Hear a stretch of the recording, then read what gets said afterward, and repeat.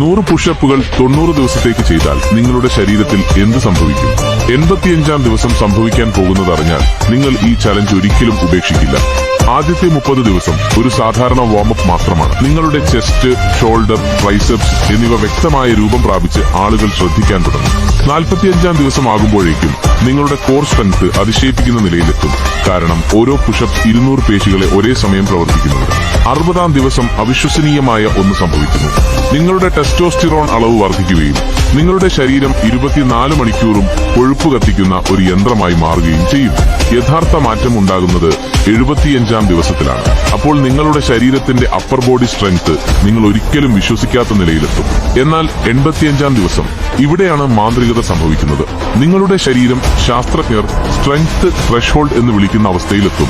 അവിടെ നിങ്ങൾക്ക് 100 പുഷപ്സ് നിർത്താതെ ചെയ്യാൻ സാധിക്കും. നിങ്ങളുടെ മസിൽ ഫൈബേഴ്സ് അവിശ്വസനീയമാം വിധം സാന്ദ്രമാവുകയും നിങ്ങളുടെ മെറ്റാബോളിസം 24 മണിക്കൂറും ഉയർന്ന നിലയിൽ തുടരുകയും ചെയ്യും. ഷോൾഡർ പൈൻ അപ്രതീക്ഷിതമാവുകയും ബോൺ ഡെൻസിറ്റി വർദ്ധിക്കുകയും ചെയ്യും. 90-ാം ദിവസം ആകുമ്പോഴേക്കും നിങ്ങൾ കൂടുതൽ ശക്തനാകുക മാത്രമല്ല, നിങ്ങളുടെ ശരീരത്തിന്റെ അടിസ്ഥാന രൂപരേഖ തന്നെ പൂർണ്ണമായും മാറ്റിയെഴുതുകയും ചെയ്യും. ഈ ചലഞ്ചിന് 0 റുപ്പീസ് ചെലവേ ഉള്ളൂ. ദിവസവും വെറും 10 മിനിറ്റ് മാത്രമേ എടുക്കൂ. എത്ര പേർ ശരിക്കും 85-ാം ദിവസം വരെ എത്തുമെന്നറിയാമോ? വെറും 3%. കൂടുതൽ ഹെൽത്ത് റിലേറ്റഡ് വീഡിയോസിന് ഫോളോ ചെയ്യുക.